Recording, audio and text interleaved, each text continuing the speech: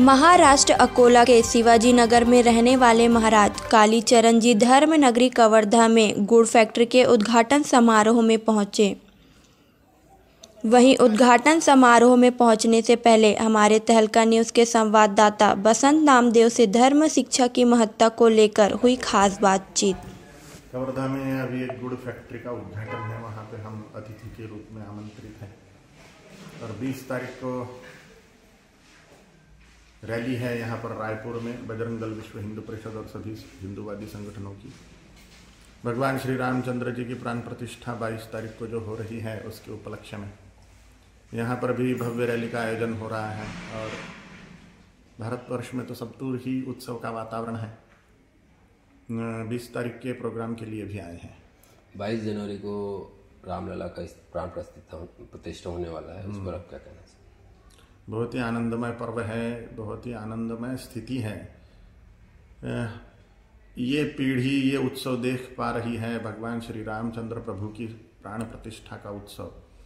इस पीढ़ी के लिए परम सौभाग्य की बात है ये।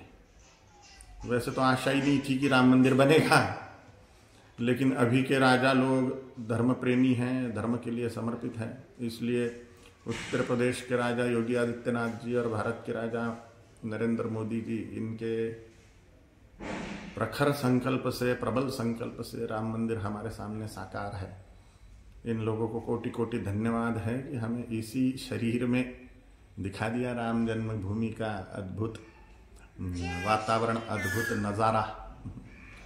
युवा पीढ़ी अभी बहुत नशा पत्ती में बिगड़ रहे हैं, इस पर आप क्या कहें? धर्म शिक्षा का अभाव ही इस प्रकार की आपदाओं का कारण है, इस प्रकार के व्यसनों का कारण है। जितना व्यक्ति धर्म शिक्षा से शिक्षित होते जाएगा उतना वो इन व्यसनों से दूर होते जाएगा। अपने शरीर का महत्व, मन को स्थिर रखने का महत्व, शरीर को सुदृढ़ रखने का महत्व उसको समझ में आएगा। धर्म धारणा के कारण, धर्म धारणा जब तक के स्कूलों में सिखाई नहीं जाएगी तब तक के इस प्रकार के व्यसनों पर पाबंदियां डालना बहुत ही कठिन है। शिक्षा नीति कैसा होना चाहिए आज की युग में? शिक्षा नीति में भरपूर धन प्राप्ति के उपाय होने चाहिए, भरपूर सुदृढ़ शरीर बनाने के उपाय होने चाहिए, मनोविज्ञान होना चाहिए, लोक व्यवहार होना चाहिए, भारतीय रिच संगीत भी होना चाहिए, अध्यात्म भी होना चाहिए, धर्म होना चाहिए।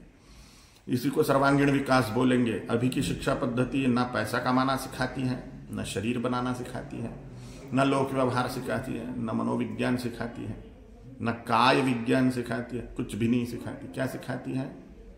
तो नौकरी करना सिखाती है, अमीर बनना नहीं सिखाएगी। कोई भी ये शिक्षा पद्धति से ग्रेजुएशन करके निकले तो पहले नौकरी ढूंढेगा, उसको नौकरी बनने की इच्छा है, उसको अमीर बनने की चाहत कहाँ पे है?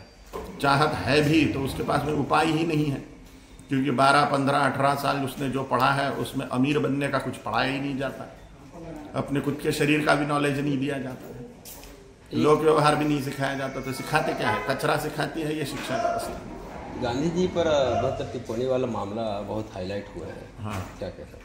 अभद्र है ही नहीं, जो सत्य है वो बोला गया है।